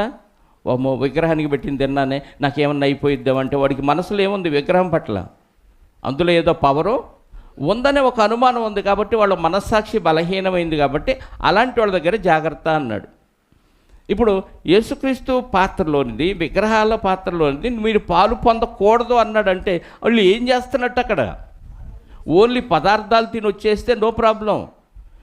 అక్కడ ఆరాధనలో పాల్గొని వాళ్ళతో పాటు ఏకీభవించి వచ్చారంతే. అందుకే బల్లలో పాలు పొందటం అంటే అర్థం ఏంటి? స్తుతించాం, ఆయన నామాన్ని ప్రకటించాం, ఆయన కృతజ్ఞతాస్తుతులు చెల్లించాం, ఆయన అద్భుత కార్యాలన్నీ ప్రజల్లో చాటించాం, పాటలు పాడాం, కీర్తనలు పాడాం. ఈ కార్యక్రమాలన్నీ జరిగితే బల్లలో పాలు పొందినట్టు, ప్రభు బలలో. మరి విగ్రహారాధనలో పాలు పొందటం అంటే పదార్థం తింటే పాలు పొందినట్ట, లేకపోతే కార్యక్రమాల్లో పొందితేనా? అందుకే చెప్పాడు అక్కడ క్లారిటీగా, మీరు ఆ పాత్రలోనిది ఈ పాత్రలోనిది పాలు పొందటం కుదరదు అన్నాడు. అంటే కొంత అటు మనసు ఉంది, కొంత ఇటు మనసు ఉంది. ఎందుకంటే అన్ని జనుల నుంచి వచ్చిన వాళ్ళ గురించి రాయబడిన మాట అది. వాళ్ళు గతంలో చేశారు కాబట్టి ఆ వాసన కొంత ఉంది కాబట్టి దానిలో కొంత ప్రభావం ఉందని వాళ్ళు నమ్ముతున్నారు కాబట్టి అలాంటి వారు అటు ఇటు 50గా ఉండొద్దు అని చెప్తున్న మాట అది. విగ్రహార్పితములో ఏమైనా ఉన్నదని అయినను విగ్రహములో ఏమైనా ఉన్నదని నేను చెప్పేదనా లేదు, కానీ అన్యజనులు అర్పించు బలులు దేవునికి కాదు దయ్యములకే అర్పించుచున్నారని చెప్పుచున్నాను. మీరు దయ్యములతో పాలివారగుట నాకు ఇష్టం లేదు. వాళ్ళు అర్పించేది ఎవరికి? దయ్యాలకి. మీరు కూడా వాడితో ఏకీభవిస్తే, పదార్థం తింటే కాదు అక్కడ పాలివారవటం అంటే పౌలు గారు అనేక సందర్భాల్లో అంటాడు, నా జత పనివారు నాతో సువార్త పనిలో పాలివారు అన్నాడంటే ఊరక ఆయనకు వచ్చి భోజనం పెట్టారా? సువార్త పనిలో హెల్ప్ చేశారా? పాలివారు అంటే అర్థం ఏంటంటే వాళ్ళు చేసే కార్యక్రమాలకి అసిస్టెంట్లుగా వీళ్ళు ఉన్నారు అని అర్థం, భాగస్తులుగా ఉన్నారు అని అర్థం. పాలివారు అంటే భాగస్తులు, పార్ట్నర్స్ అని అర్థం. భార్య భర్తకు పాలి భాగస్తురాలు, అంతే కదా. హెల్పర్ అంటే అర్థం ఏంటి? ఈయన చేసే పనులకి పూర్తిగా సహకరిస్తుంది అని అర్థం. ఇప్పుడు విగ్రహానికి అర్పించిన ఆ కార్యక్రమాలు ఏవైతే వాళ్ళు ఆరాధన చేస్తున్నారో ఆరాధనలో వీళ్ళు కూడా ఏమై ఉన్నారంట? ఎందుకున్నారు? ఆల్రెడీ గతంలో వీళ్ళు ఆ పనులు చేస్తున్నారు కాబట్టి వాడు అక్కడ కర్పూరం పెట్టడానికో ఏదో అగరబత్తీలు వెలిగించడానికి వెళ్ళినప్పుడు అవి కింద పడి వీడు కూడా వెళ్ళి హెల్ప్ చేస్తాడు అక్కడ. అంటే ఏం చేసినట్టు? హెల్ప్ చేసినట్టు కాబట్టి పాలివారయ్యారు. ఆ సంగతి చెప్తున్నాడు. పాత్రలో పాలు పొందటం అంటే ఏంటో అర్థమైపోతే క్లారిటీ వచ్చేసింది. ప్రభువు బలలో పాలు పొందటం అంటే అర్థం ఏంటి? ఆయన యొక్క మనకి 11వ అధ్యాయంలోనే చెప్పాడు కదా, 23వ వచనం నుండి ఏమన్నాడు? ప్రభు అయిన యేసు తాను అప్పగింపబడిన రాత్రి ఒక రొట్టెను ఎత్తుకొని కృతజ్ఞతాస్తుతులు చెల్లించి దాన్ని విరిచి, ఇది మీ కొరకైన నా శరీరము, నన్ను జ్ఞాపకము చేసుకున్నటకై దీన్ని ప్రభువును జ్ఞాపకం చేసుకున్నావు. అక్కడ విగ్రహంలో ఏం జ్ఞాపకం చేసుకున్నావు? దేవుడనా బొమ్మనా? బొమ్మని జ్ఞాపకం చేసుకుంటే నో ప్రాబ్లం. దేవుడని జ్ఞాపకం చేసుకుంటే గతంలో దేవుడిగా భావించావు కాబట్టి అది జ్ఞాపకం చేసుకుంటే ప్రాబ్లమే. అర్థమైందా? నన్ను జ్ఞాపకం చేసుకున్నట్టుకై దీన్ని చేయడని చెప్పాను. ఆ ప్రకారమే భోజనమైన పిమ్మట ఆయన పాత్రను ఎత్తుకొని, ఈ పాత్ర నా రక్తం వలన అయిన క్రొత్త నిబంధన, మీరు దీనిలోని త్రాగునప్పుడల్లా నన్ను జ్ఞాపకము చేసుకున్నట్టుగా దీన్ని చేయండి. ఆయన రక్తాన్ని జ్ఞాపకం చేసుకున్నాం, ఆయన శరీరాన్ని జ్ఞాపకం చేసుకున్నాం అంటే అర్థం ఏంటి? సువార్త ప్రకటించి వచ్చాము, ఆయన శ్రమల్లో మనం కూడా పాలివాళ్ళు అవ్వాలి అనే విషయాన్ని మనం అర్థం చేసుకున్నాం. ఇప్పుడు బొమ్మ దగ్గర ఏం జ్ఞాపకం చేసుకుంటావు? ఇప్పుడు ఏమీ లేదు. ఒట్టిదాన్ని జ్ఞాపకం చేసుకోవాలి. గట్టిదాన్ని జ్ఞాపకం చేసుకుంటే ప్రాబ్లం. నీ మనస్సు అపవిత్రపరచబడి ఉంటుంది. 26 మీరు ఈ రొట్టెను తిని ఈ పాత్రలోని త్రాగున్నప్పుడల్లా ప్రభు వచ్చు వరకు ఆయన మరణమును ప్రచురించెదరు. ఆయన మరణాన్ని ఏం చేయాలి? ప్రచురించాలి. అంటే రొట్టె రసం తీసుకున్నామంటే పని ఉందా? పని ఉంది. గడిచిన వారం పని చేసి వచ్చి ఇందులో పాల్గొన్నాం. ఇప్పుడు మళ్ళీ తీసుకొని మళ్ళీ వెళ్ళి ఏం చేయాలి? పని చేయాలి. మరి విగ్రహం దగ్గరికి వెళ్ళినప్పుడు ఏం చేయాలి? అక్కడ పని చేయాలి. పని చేస్తే ప్రాబ్లం. నువ్వు దేవుడిగా భావించి పని చేస్తే ప్రాబ్లం తప్ప అక్కడ పెట్టిని తీసుకొచ్చి తింటే నో ప్రాబ్లం. అది చాలా చిన్న విషయం అండి. దీన్ని ఎందుకో పెద్దది చేసి చూపిస్తున్నారు, అర్థం కావట్లేదు. అక్కడ అక్షర రూపంలో ఉంది కదా, పాత్రలో పాలు పొందటానికి లేదు. ఇక్కడ పాత్రలో పాలు పొందటం అంటే ఏంటో తెలిస్తే అక్కడ పాలు పొందటం ఏంటో నీకు అర్థమైపోద్ది. ఇదే అర్థం కానప్పుడు అదేం అర్థమైంది? అంటే అల్ప విశ్వాసులు అని అర్థం, బలహీనమైన మనస్సాక్షి కలిగిన వారు అని అర్థం. ఇంకా గట్టిగా చెబితే వాత వేయబడిన మనస్సాక్షి కలిగిన వారు అని అర్థం. వాత ఎందుకు పడిందంటే లోపల చాలా ఉన్నాయి, తీసేసుకొని విసర్జించవలసినవి చాలా లోపల ఉన్నాయి కాబట్టి వాత పడింది. అవి కూడా పోతే అప్పుడు నీ హృదయం క్లారిటీగా క్లియర్గా పరిశుద్ధంగా ఉంటుంది. అప్పుడు పరిశుద్ధులకు అన్నీ పరిశుద్ధంగానే కనపడతాయి. పచ్చకావరిలో వచ్చినోడికి నీలో అపవిత్రత ఉంటే అది అపవిత్రం అని నువ్వు అంటావు. నీలో పవిత్రత ఉంటే దొంగోడిని చూసి కూడా మంచోడని అనిపిస్తూ ఉంటుందండి. అంటే మనం చూసే విధానాన్ని బట్టి ఉంటుంది, మన ఆలోచన విధానాన్ని బట్టి. కొంతమంది నెగిటివ్ ఫీలింగ్స్తోనే చూస్తూ ఉంటారు. కొంతమంది అవతల నెగిటివ్ ఉన్న పాజిటివ్ దృక్కోణంలోనే చూస్తూ ఉంటారు. మనం చూసే చూపును బట్టి ఉంటుంది. అందులో ఏమి లేదని చెప్తున్నప్పుడు అన్నీ పవిత్రపరిచానని దేవుడే మనకి క్లారిటీ ఇచ్చినప్పుడు ఇంకా ఏదో ఉందంటే నీ మనస్సాక్షి సరిగ్గా లేదని అర్థం. ఆ విషయాన్ని అక్కడ బల్లలో పాలు పొందటం అంటే ఏంటో మనకి అర్థమైపోతే ఇది అర్థమైపోద్ది. చదువుదాం 10వ అధ్యాయము మళ్ళీ 21 మీరు ప్రభువు పాత్రలోనిది దయ్యముల పాత్రలోనిది త్రాగ నేరరు. అక్కడ ఏం తాగుతారండి? దయ్యాల పాత్రలు ఏం తాగుతారు? ఇక్కడ ద్రాక్షారసం తాగాం. అక్కడ ఏం తాగుతారు చెప్పండి? ఏం తాగుతారు? మద్యం తాగుతారు, అంతే కదా, చిందులేస్తారు. అదే కదా జరిగేది. దయ్యాల పాత్రలోది మీరు తాగొద్దు అని అన్నాడంటే అక్కడ ఏదో ఆరాధన చేశాడు, బలు అర్పించాడు, ఆరాధన చేశాడని అర్థం. తాగనేరాడు. ప్రభువు బల్ల మీద ఉన్నదానిలోనూ దయ్యముల బల్ల మీద ఉన్నదానిలోనూ పాలు పొందనేరరు. ఇక్కడ బల్ల మీద పాలు పొందామా, ఊరికినే వచ్చి తినేసి వెళ్ళిపోయామా, ఏదైనా కార్యక్రమం చేశామా? ఊరికే వచ్చి తినేసి వెళ్ళిపోతే నీకు ప్రయోజనమే లేదు, విగ్రహారాధన చేసేటట్టే. ఇక్కడ ప్రభువు బల్లలో నువ్వు రొట్టె తిని ద్రాక్షరసం తాగి ఎవరికి ఏ సువార్త చెప్పకుండా తిని తాగి వెళ్ళిపోతే ఆ విగ్రహార్పితమైన పదార్థాలు తిన్నదానికంటే దోషం నీకు.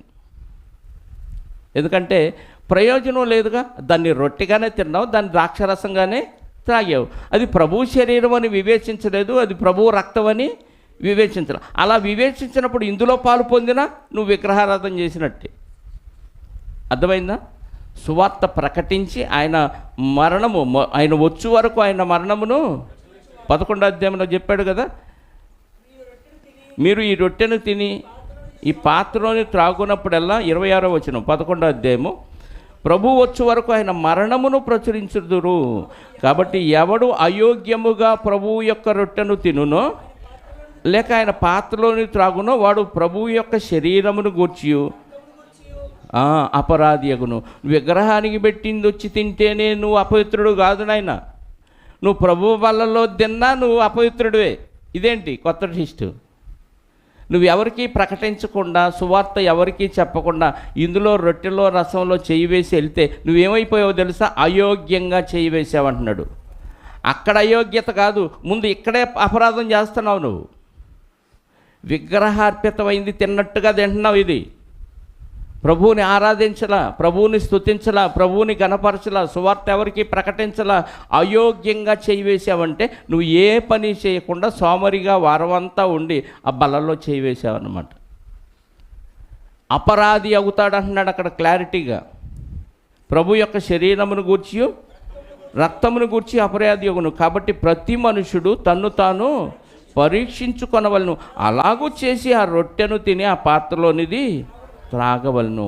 ప్రభు శరీరమని వివేచించకుండా తిని తాగువాడు తనకు శిక్షావిధి కలుగుటకై తిని తాగుచున్నాడు. అంటే శరీరం రక్తం అని, ప్రభు శరీరం ప్రభు రక్తం అని వివేచించకుండా రొట్టె ద్రాక్షారసం వాళ్ళు ఇచ్చారు, నేను పుచ్చుకున్నా అని తిని తాగిపోతే నువ్వేమైపోతావంట? బలహీనుడు అయిపోయావు. ఏమైపోయాడు? ఇంకా రోగులైపోయారంట. చాలామంది నిద్రలోకి జారిపోయారంట.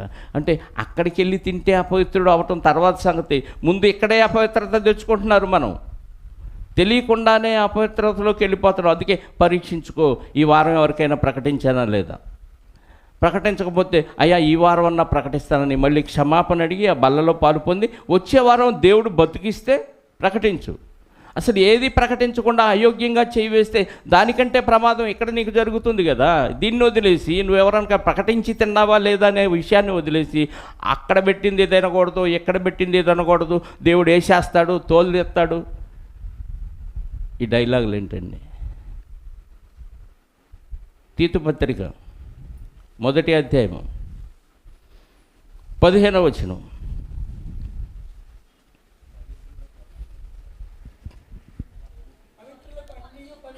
పవిత్రులకు పచ్చకావర్లు వచ్చినోడికి అదే చెప్పాడు అక్కడ. పవిత్రులకు అన్ని పవిత్రములే కానీ అపవిత్రులకును అవిశ్వాసులకును ఏదియు పవిత్రమైనది కాదు. వారి మనస్సును వారి మనస్సాక్షియు అపవిత్రపరచబడి ఉన్నది. వాడికి ఎందుకు అపవిత్రం అంటున్నాడంటే అర్థమైపోయిందా మీకు? ఆ పదార్థం ఎందుకు అపవిత్రం అంటున్నాడు? వాడు మనస్సు మనస్సాక్షి అపవిత్రపరచు. అంటే లోపల ఏదో ఉంది, విసర్జించాల్సింది విసర్జించకుండా లోపల పెట్టుకున్నాడు కాబట్టి అది అపవిత్రం అంటున్నాడు. నువ్వు పవిత్రుడు అయితే అన్నీ పవిత్రంగా కనపడతాయి. దేవుడు సృజించిన ప్రతి వస్తువు మంచిది. దేవుడు సృజించిన ప్రతి వస్తువు మంచిది. విగ్రహానికి అర్పించింది తప్ప అని లేదు.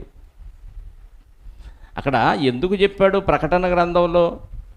అది ఏమి నేర్పిస్తుందంటే జారత్వం చేయటానికి నేర్పిస్తుందంటే ఏమన్నా అమ్మాయిల ఇదేమన్నా పెట్టిందా యజబెలు స్త్రీ సంఘంలో? జారత్వం అంటే అర్థం ఏంటి? లోకంతో స్నేహం చేయటానికి నేర్పిస్తుంది, చెడగొడుతుంది అబద్ధ ప్రవక్తిని. ప్లస్ విగ్రహానికి అర్పించింది తినమంటుందంటే అక్కడికి వెళ్ళి ఆ కార్యక్రమాల్లో పాలు పొందు. ఇక్కడ కూడా ఎందుకంటే వాళ్ళు అన్యులు కొంతమంది ఇక్కడికి వచ్చారు కాబట్టి వాళ్ళని పోగొట్టకూడదు, సంఘంలోనే ఉంచాలనే ఉద్దేశంతో అక్కడ కార్యక్రమాలు చెయ్యి, ఇక్కడ కూడా వచ్చి చెయ్యి, నో ప్రాబ్లం. దేవుడు ఆత్మను చూస్తాడు, శరీరాన్ని చూడడు అని ఇలాంటి బోధ చేస్తే నిజమే కదా అనిపించింది కదా. పదార్థం తినటం విషయం కాదు, అక్కడ రాయబడిన మాటను బట్టి విగ్రహానికి అర్పించేది మాత్రమే తినొద్దని ప్రకటనలో ఉంది కాబట్టి ఆ పదార్థంలో ఏదో ఉందనుకుంటున్నారు. అన్నిటినీ పవిత్రపరిచాడు, లోపల నుంచి వెలుపలికి వెళ్ళేయే మనిషిని అపవిత్రపరుస్తే అన్న ప్రభువు మాటలు తీసి ఈజీగా కొట్టేసిస్తారండి. అనుమానంతో తింటే ఏమైందంట? అవిశ్వాసులకు ఏదియో అపవిత్రమైనది కాదు, వారి మనస్సును వారి మనస్సాక్షియు అపవిత్రపరచబడి ఉన్నది. ఎందుకంటే వాళ్ళు దేవుని ఎరుగుదమని చెప్పుకొందురు కానీ వారు అసహ్యులు, అవిధేయులు, ప్రతి సత్కార్యం విషయమై భ్రష్టులనై ఉన్నారు అంటున్నాడు. తమ క్రియల వలన ఆయనను ఎరుగనట్టున్నారు అంటున్నాడు. 4వ అధ్యాయం తిమోతి మొదటి పత్రిక పోయిన వారం చదివాం, మళ్ళీ ఒకసారి వివరిద్దాం మొదటి నుంచి. అయితే కడవరి దినములలో కొందరు అబద్ధికులు వేషధారణ వలన మోసపరుచు ఆత్మల యందు దయ్యముల బోధ యందు లక్ష్యముంచి విశ్వాస భ్రష్టులైపోతారు. వాళ్ళు ఏం చేస్తారంటే ఆ అబద్ధికులు, వారు అబద్ధికులంట, వాత వేయబడిన మనస్సాక్షి గలవారై వివాహమును నిషేధించుట, అంటే పెళ్ళిళ్ళు చేసుకోవద్దు, దేవుని పిల్లలు ఎవరు దేవుని కోసం సమర్పించుకొని పరిచర్య చేయండి. ఈ బోధ విన్న వాళ్ళే ఆర్సీఎంలో చాలామంది ఫాదర్లు గాను చాలామంది నన్స్ గాను ఈరోజు సమాజంలో కనపడుతున్నారు. అపార్థం చేసుకోకండి. అంటే వివాహం చేసుకోకుండా వాళ్ళు శరీరాన్ని జయించి సేవ చేయమని చెప్పారు చాలామంది. అర్థమైందా? పౌలు గారు కూడా అదే చేశాడు. అలానే ఇది రూలు ఆజ్ఞేయం కాదు. అది నీకు ఇష్టమైతే ఉండు, త్యాగం చేయగలిగితే, శరీరాన్ని జయించి కోరికల్ని అణుచుకోగలిగితే నువ్వు దేవుని పనే చెయ్యి, నో ప్రాబ్లం. కానీ ఇది ఆజ్ఞగా జారీ చేశారు కొంతమంది. ఎవరు వీళ్ళంటే అబద్ధికులు, వాత వేయబడిన మనస్సాక్షి కలిగిన వారు, ఖచ్చితంగా ఎలా ఉంటేనే దేవుని బిడ్డ, లేకపోతే లేదు అని అధికారికంగా ఆజ్ఞను జారీ చేస్తారనమాట. అలాంటి వాళ్ళు వివాహాన్ని నిషేధించుచు సత్య విషయమై అనుభవ జ్ఞానము గల విశ్వాసులు కృతజ్ఞతాస్తుతులు చెల్లించి పుచ్చుకొను నిమిత్తము, జాగ్రత్తగా వినండి, సత్య విషయమై అనుభవ జ్ఞానము గల విశ్వాసులు కృతజ్ఞతాస్తుతులు చెల్లించి పుచ్చుకొను నిమిత్తము దేవుడు సృజించిన ఆహార వస్తువులు కొన్నిటిని తినుట మానవాలని చెప్పుదురు. ఇక్కడ మొత్తంలో దేవుడు చెప్పింది ఏంటంటే అనుభవ జ్ఞానం కలిగిన దైవజనులు కృతజ్ఞతాస్తుతులు చెల్లించి పుచ్చుకుంటే నిషేధం కాదని దేవుడు చెప్పిన మాటని బట్టి వాళ్ళు పుచ్చుకుంటుంటే వీళ్ళేం చెప్తున్నారో తెలుసా? నిషేధిస్తున్నారు. దేవుడు రాయించిన మాటలోని పరమార్థం ఏంటంటే నువ్వు కృతజ్ఞతాస్తుతులు చెల్లించి పుచ్చుకునే నిమిత్తం ఏది నిషేధింపదగినది కాదు, అలాంటివి కృతజ్ఞతలు చెల్లించి ప్రార్థన చేసి తినొచ్చని దేవుడు చెప్పిన దాన్ని వీళ్ళేం చేస్తున్నారు? కొన్ని మానాలి అని చెప్తున్నాడు. కొత్త నిబంధనలో మానేయి, మానంది, పవిత్రమైన అపవిత్రమైన ఏవి లేవని క్లారిటీగా చెప్పాడు కొర్నేలి గారి దగ్గర నుంచి. ఇంత క్లారిటీగా చెప్తే బయట నుంచి లోపలికి వెళ్ళేవే నిన్ను అపవిత్రపరుస్తాయి. అవి లోపల పెట్టుకుంటే నువ్వు అపవిత్రుడుగానే ఉంటావు, అబద్ధికుడుగానే ఉంటావు, వాత వేయబడిన మనస్సాక్షి కలిగిన వాడు ఉంటావు, బలహీనమైన మనస్సాక్షి కలిగిన వాడు అయి ఉంటావు అని వాక్యం చెప్తుంటే లోపల ఉన్నాయి అలాగే పెట్టుకొని పగ, ద్వేషం, బూతులు, ఏమంటే పోకిరి, చేష్టలు ఇవన్నీ లోపల పెట్టుకొని బయటికి మాత్రం అది తినొద్దు ఇది తినొద్దు అని చెప్తే వాళ్ళ తిండి గురించి ఏడమాట్లాడాడు ప్రభు. భోజనం నిమిత్తం దేవుడి పని పాడు చేయొద్దు, తింటే తిను లేకపోతే లేదు, మానేయి. తినటం వల్ల మెప్పు లేదు, తినకపోవటం వల్ల నష్టం లేదు. ఉపవాసం ఉండి చేయి దేవుడి పని, ఎవరొద్దన్నారు? లేదు నేను తిననయ్యా. పౌలు గారు ఏం మానేశాడు? మాంసం మానేశాడు. ఇప్పుడు మనకు మాంసం బదులు వేరే వేరే పదార్థాలు అక్కడ బల్ల దగ్గర పెట్టి విగ్రహాల దగ్గర పెట్టి తీసుకొచ్చి పెట్టారనుకో, ఏం మానేస్తావు నువ్వు ఇప్పుడు చెప్పండి? అనేక రకమైన పదార్థాలు విగ్రహాల దగ్గర పెట్టి తీసుకొచ్చి నీ ముందు పెట్టారు. ఇప్పుడు అన్నీ మానేయి. పౌలు గారు ఇక పూర్తిగా మాంసం మానేశాడు. ఎందుకంటే విగ్రహానికి బలర్పించేది ఎక్కువగా జంతువులు కాబట్టి, ఆ జంతువులు విగ్రహానికి అర్పించి తీసుకొచ్చి పెట్టేవాళ్ళు కాబట్టి, ఎందుకైనా మంచిది ఆ బలహీనమైన మనస్సాక్షి కలిగిన వాడు నా వలన అభ్యంతర పడతాడు కాబట్టి వాడి కోసం నేను తినటం మానేద్దామని మాంసం మానేశాడు. ఇప్పుడు ఏం మానేస్తావు నువ్వు? లడ్డూలు పెడతాడు, చపాతీలు పెడతాడు, రకరకాల పదార్థాలు అన్నీ పెడతాడు. పూర్తిగా నువ్వు తిండి మానేయాలి. గాలి తిని గాలి తాగి బతకాలి. రకరకాల పదార్థాలు విగ్రహాల దగ్గర పెట్టి తీసుకొచ్చి అమ్ముతున్నాడా? కొట్టు తెస్తాడు, మొత్తం ఆ సాంబ్రాణి కడ్డీలు వెలిగించి అన్నిటికీ ఏం చేస్తాడు? దూపం ఎత్తాడు, ఇక అమ్ముతాడు. ఇప్పుడు కొనుక్కొని ఆనందంగా తింటావు ఎగబడి. ఏమర్పించాడు? కొట్టు తీయగానే అన్నిటికీ దేవుడికి సమర్పించాడా? వ్యాపారం బాగుండాలయ్యా, ఇవన్నీ బాగా అమ్ముడు పోవాలయ్యా, తిన్న వాళ్ళందరూ అపవిత్రులు అయిపోవాలయ్యా అంటాడా? అన్నాడు కదా. ఏ పనికి మళ్ళీ లాజిక్లు పెట్టి ఆ పదాలను పట్టుకొని ఆ బల్లలో పాలు పొందటం అంటే ఏంటో అర్థమైపోతే, ప్రభు బల్లలో నువ్వు ఎలా పాలు పొందుతున్నావో నీకు అర్థమైతే దయ్యాల బల్లలో కూడా పాలు పొందొద్దు అంటున్నాడు. పొంది తినొద్దు, తింటే తప్పు లేదు, పొందితే తప్పు. జారత్వం అంటే అర్థం ఏంటి? జారత్వం అంటే ఒక భర్తను కలిగి ఒక భార్యను కలిగి మరొకరితో అక్రమ సంబంధం పెట్టుకుంటే జారత్వం. ఇప్పుడు నువ్వు లోకంతో సంబంధం పెట్టుకుంటే అందరూ జారులే. ఇప్పుడు దేవుడితో ఎక్కువ సంబంధం కలిగి ఉన్నామా, లోకంతో ఎక్కువ సంబంధం కలిగి ఉన్నామా చెప్పండి? ఎవరితో ఎక్కువ కాపురం చేస్తున్నావు? ప్రభువుతోనా లోకంతోనా? లోకంతో ఎక్కువ కాపురం చేస్తున్నావు అంటే ఇప్పుడు మన అందరం ఎవరమే? జారులే కదా. ఒక పక్క జారత్వం చేస్తూ ఆ పదార్థం తినొద్దంటావేంటి? అది తిన్నా ఇది పోవాలి కదా. ఇది ఉండి అది చేసిన ప్రయోజనం లేదు. అది తినకపోయినా అది మానేసినా ఇక్కడ జారత్వం చేస్తే దోషివే, పాపివే. మొత్తానికి నరకానికి పోవటం నీ ఒక్కటి చాలు. లోపల చాలా ఉన్నాయి, అవి తీసేసుకో, విసర్జించమంటున్నాడు. కాబట్టి విగ్రహార్పితమైన దానిలో ఏ దోషం లేదు. ఉన్న దోషం అంతా నీలోనే ఉంది. ముందు వాటి అన్నిటినీ విసర్జించి పవిత్రుడుగా ఉండి, పవిత్రతతో చూడు ఆ నేత్రాలతో, అన్నీ పవిత్రంగానే కనబడతాయి. లేదు ఏదో డౌట్ ఉంది ఎక్కడో, ప్రభా ఈ పదార్థాలని దీవించు, పవిత్రపరచు, మీ వాక్యం ద్వారా శుద్ధి చేయని దేవునికి థ్యాంక్స్ చెప్పి కృతజ్ఞతాస్తుతులు చెల్లించి పుచ్చుకో. ఏ దోషం లేదు, మొత్తం ప్యూర్ చేశాను అంటున్నాడు. మినరల్ వాటర్ కంటే ప్యూర్ అయిపోతాయి అంట. అంత పర్ఫెక్ట్గా దేవుడు పరిశుద్ధపరుస్తుంటే అయినా దానిలో ఏదో లోపం వెతికావంటే నీలో లోపం ఉందని అర్థం. ప్రార్థన చేసుకుందాం. పరిశుద్ధుడు అయిన మా పరలోకపు తండ్రి, మీ ఘనమైన శ్రేష్టమైన ఉన్నతమైన నామాన్ని బట్టి స్తోత్రాలు. మేము ఎవరి మీద ద్వేషంతో ఈ మాటలు చెప్పలేదయ్యా, కానీ వాత వేయబడిన మనస్సాక్షి కలిగి లోపల నేను అనే అహంకారంతో కొంతమంది మరి వాక్యం అర్థం కాకు ఎదుటివారి మీద ద్వేషంతోనో పంతాలకు పట్టింపులకు పోయి తప్పుడు బోధన చేస్తూ ఉన్నారు. వారిని క్షమించండి, వారి మనోనేత్రాలు వెలిగించండి. ఎంతవరకు ఇందులో సత్యం ఉందో అన్న విషయాన్ని వారు గ్రహించి మరి చేసిన తప్పుడు బోధను తిరిగి ప్రజల ముందు ఒప్పుకునే మనస్సును వారికి అనుగ్రహించండి. ఇదిగో నాయనా, మీరు నాకు అప్పగించిన పిల్లలు మరి సమయానుకూలంగా స్పందించి ఎవరెవరికి ఎలాంటి అవసరాలు ఉన్నాయో అవసరాలు తీరుస్తూ పదార్థాన్ని బట్టి మీరు మహిమపరచబడరని, మా క్రియలను బట్టే మిమ్మల్ని స్తుతించి ఘనపరచాలి, మహిమపరచాలన్న విషయాన్ని ఎరిగి మీ పిల్లలైన వారు ఈరోజు ప్రభు బల్లలో పాలు పొందారు, ప్రభు పాత్రలో పాలు పొందారు. దానికి తగిన క్రియలు చేస్తేనే మీకు స్తుతి ఆరాధన అన్న విషయాన్ని ఎరిగి ఆ స్తుతి విధానాన్ని గ్రహించి అందులో ఉన్న విషయాలను ఎరిగి ఆ క్రమంలో ముందుకు సాగటానికి సహాయాన్ని దయచేయండి. ఎవరు అయోగ్యంగా చేయవేయకుండా అందరూ యోగ్యత కలిగి వచ్చే వారంలో చేయవేయటానికి వారు చెప్పించటమో చెప్పటమో ఏదో కార్యక్రమం చేసి సువార్త పనిలో పాలిభాగస్తులు అవటానికి సహాయాన్ని దయచేయండి.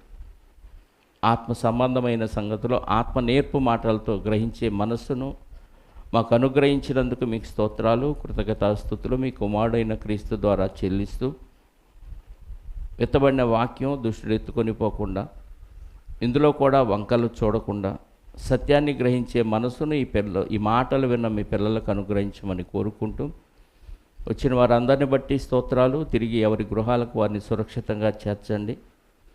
మీ చిత్తమైతే మధ్యాహ్నం అనమర్లపూడిలోను, సాయంత్రం తెనాలిలోనూ జరిగే ఆరాధనా కార్యక్రమంలో పాల్గొనే భాగ్యాన్ని మాకందరికీ అనుగ్రహించమని కోరుకుంటూ, వచ్చిన వారిలో ఎవరెవరికి ఎలాంటి అవసరాలు ఉన్నాయో మీకు తెలుసయ్యా. అది శరీర సంబంధమైన బలహీనత కానీ, ఆత్మ సంబంధమైన బలహీనత కానీ, అనారోగ్యం కానీ, అలాగే ఆర్థిక సమస్యలు కానీ, మరి మానసిక రుగ్మతలు కానీ, ఏదున్నా మీ చిత్తమైతే మీ కుమారుడైన క్రీస్తు ద్వారా శుద్ధి చేయమని, బాగు చేయమని కోరుకుంటూ, మహిమ ఘనత ప్రభావాలు మా అందరి ద్వారా మీరే పొందుకొనమని,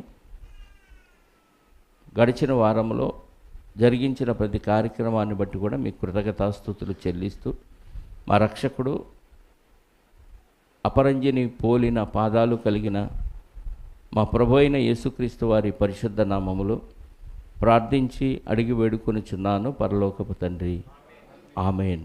మనందరి కన్న తండ్రి అయిన దేవుని ప్రేమ, ఆయన ప్రియ కుమారుడైన యేసుక్రీస్తు వారి కృప, మనందరి ఆదరణకర్త అయిన పరిశుద్ధాత్ముని అన్యోన్య సహవాసము ఇప్పుడు ఎల్లప్పుడూ సకల పరిశుద్ధులకు సదాకాలము తోడయుండి నడిపించునుగాక. ఆమేన్. అందరికీ వందనాలు. Thank you very much.